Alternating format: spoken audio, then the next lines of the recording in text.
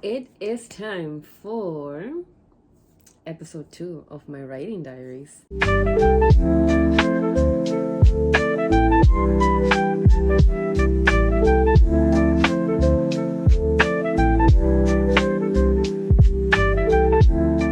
am very excited because I have not had the time to actually sit down and do this. So today I have the day off and I am going to dive into my writing.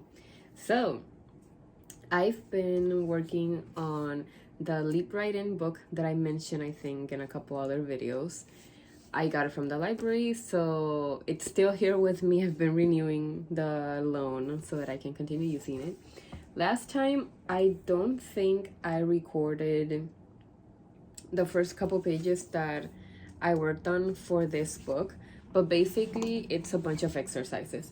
So what I ended up doing, or what the book guided me to do, was a few brainstorming and a few exercises to trigger creativity. There was an exercise that I have no idea what it was called, but it gave you the starting of a few sentences and you would have to fill them in. So I did that already and I kind of tried to decorate it with my highlighters and whatnot. And there was another one that was also a poem that's called, it's the matter exercise. And you just go through basically writing a poem using the word matter over and over and over. So I did that. And for this one, I actually did it as if it were being told from the perspective of the male main character in one of my stories. So I am writing the dystopian story that I mentioned, but I'm also writing a romance that I've actually been writing that romance for longer than the dystopian story. For some reason, I've always wanted to write this very specific romance story that I've never been able to actually put into actual writing. I don't know why. It's a story that I pretty much already know in my head where it's going and what it's supposed to be like and what emotions it's supposed to have and who the characters are. But for some reason, my brain cannot put it into pen and paper or digitally. And so I've been just trying to write things related to that story. So I used the exercise pretty much to help me get into the mind of the male main character, because at this point, I had always been trying to write the story from the female main character's perspective. But I'm thinking about doing it from the male perspective. I don't know if that's going to be how I'm gonna end up writing the book. I don't know if I'm going to do a double POV. I don't know exactly what it is that I'm gonna do. I might choose one of them and then sprinkle some POVs of the other one here and there. But I have no idea. Right now it has no structure. I just have the story in my head and I don't know how to make it an actual story that makes sense. So that is what I'm doing. I'm going to continue using this book, and today I'm just going to practice a lot of writing, and every exercise that I do that allows me to basically turn it into something that the characters would say or would do, I'm gonna do it. If there are exercises about the world, the settings, or whatever, I'm gonna do that. Like you probably already know from my other episode, I am also writing the dystopian story, which I might still use some of the exercises on here to work on that as well. Should I be working on 2 book ideas at the same time? Probably not. But I am just letting my creativity flow because I am not currently officially writing either or. I'm going to allow myself to imagine and to let the creativity come to me and just write everything that comes out. I did that with the dystopian story when I first started writing it. I just started writing everything that came to mind, and now I have a full notebook filled with ideas, filled with a lot of different scenes and stuff. So that actually helped me write a whole bunch of, I don't even know how many chapters. I have like 20 chapters for that. That is a good approach that I think has been working for me. So that's what I'm also going to do with the romance story. Just write everything. But that doesn't mean that I'm not going to continue writing for the other one, because there are things that I've been thinking about that I've been actually switching up. So we'll see how that goes. I am going to start writing and I'll come back with an update. Before I start every writing session, at least as of recently, I like to kind of do an intro, not an intro. I like to prepare the page. So I don't really do anything special. I mostly just write the date and I write the number session that I'm doing. So for example, at least on this notebook, I am going to be doing session 7. Why did I start doing that? I have no idea. It just kind of happened. I just started writing brainstorming session or just session, and I stuck with it. So that's what we're doing. So I'm going to write the date. Today is August 21st, 2024. And it's going to be session 7. Here is my little boba, I guess, pencil marker case thing that I just bought recently, and I love it because you just go like that and it has a zipper on the top, and then you go down and it turns into the cutest thing. Anyway, let's not get distracted by that. But I have all my midliners, I have pens, I have a lot of stuff in here. You can see nothing else fits. And I'm going to be using the Uniball Signal pen, which I found it randomly on my desk, so I'm gonna use it. It's been a couple hours and I've been working on some of the exercises from the book. So here's what I've been up to. There is one exercise that is called Places to Be. And it asks you to choose a place and choose 5 things that are within that place. So I chose a university, and I put students, classrooms, buildings, paths, and cars. And then there is a second question that says, now give that place emotions. So put 5 emotions. So I put excitement, sorrow, love, inspiration, and fear. And then you have to turn it into a paragraph. So here is what I wrote. Student excitement was palpable on day 1 as they walked to their classrooms inspired by the knowledge they would soon acquire. But what they don't know is that the love for mental stimulation would soon be swallowed by the buildings that imprisoned them, filling them with fear and making them want to run through the nearest path and onto their cars. So it was meant to be a long metaphor, one really big sentence with a punctuation. And it's not meant to be grammatically correct. It's not meant to be true. It just has to be. It's the point of the activity for you to exercise your brain and creativity. So do I think that about college or university? Not at all. I do not think it's a bad thing. But I like how the metaphor or the paragraph took its own turn as I tried to put in the words that I chose. And as I built the sentence, I didn't really plan it. I just started writing, and eventually I managed to get every single word in there. Originally, what was in my head was a scene for the romance book where the 2 main characters actually meet after a long time in school.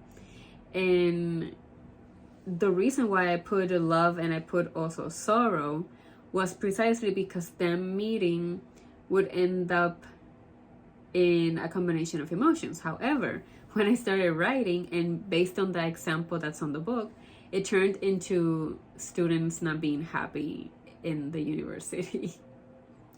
I mean, we all know that college is not all peaches and cream and all pink glass tinted lenses or whatever, but it is a bittersweet experience. So I guess even though I don't necessarily think that college is a super horrible thing, the whatever it is that I wrote, because I don't even know if I should call it a sentence or a paragraph, it does capture kind of the essence of what college is like. So I'm happy with it. It's not meant to be perfect, so there it is. The next exercise I did is called 7-line chain of time. And you're supposed to connect words. You put 7 words and you're supposed to connect them and then turn them into a paragraph, or not a paragraph, more like a verse. But I didn't really connect them. I just put a whole bunch of words together. So I put beautiful, pink, sorrow, jealous, young, digital, and insecure. Why did I use sorrow again? I don't know, because I'm not particularly in a sad place in my life right now, so I don't know why sorrow keeps coming up. But I guess the essence of the story is kind of sad. It's meant to be a sad story. So I guess that's what was on my mind when I was writing this. Now, this one definitely has nothing to do with the plot of the story, at least not as I am imagining it right now, but who knows? Maybe this will fit in somewhere in the story at some point. So what I wrote is kind of like a poem, but not really.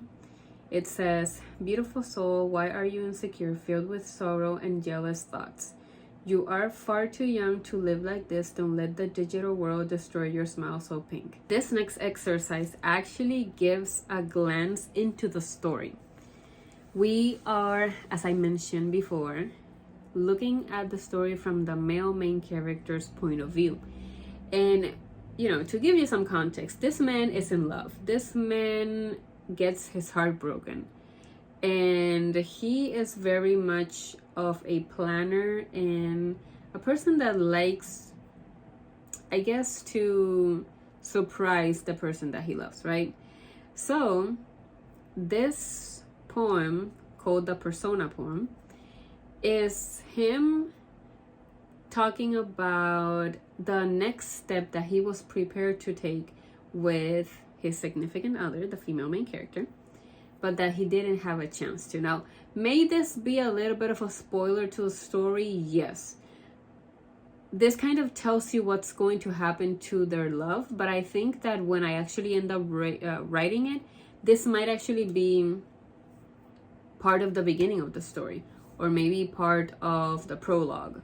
So it's kind of a spoiler, but not really, because this is a second chances romance. So obviously we know they were in a good place and then they were not, and then they're supposed to be in a good place afterwards.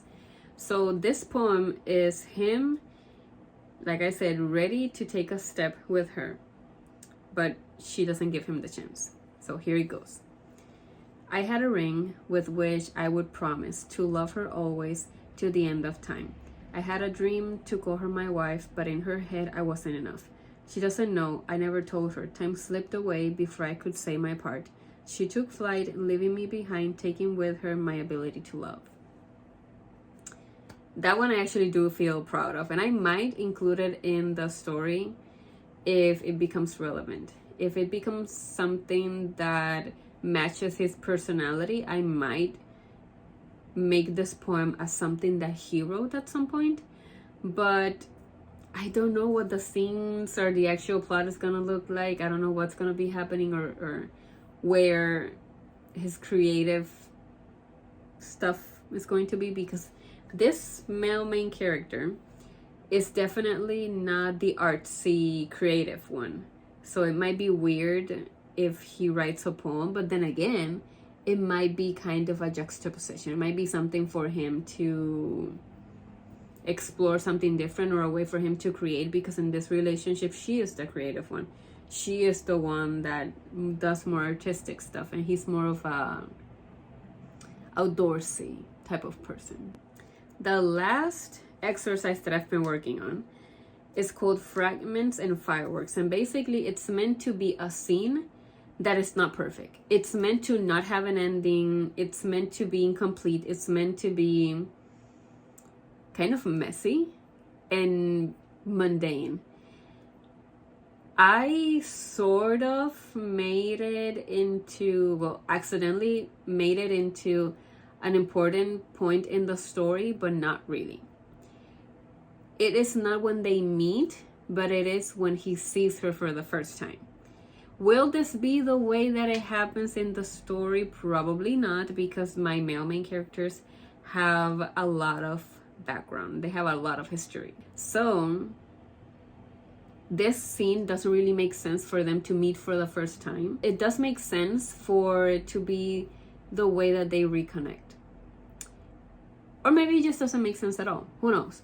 But I'm gonna read it. Like I said, it's not meant to make a lot of sense, and it's not meant to be complete. So this is more of a typical day in his life. I'm driving my truck, ATV on the back, ready for a fun day out on the mud. It rained yesterday. The ground must be so soft. I can't wait. That's kind of cringy, I know. It's kind of cheesy because he's supposed to be all this macho man or whatever. Like he's more of a serious guy, and this just sounds like, like I don't even know how to explain it. But this definitely doesn't seem like something he would say. But that's what came to mind, so we're gonna roll with it.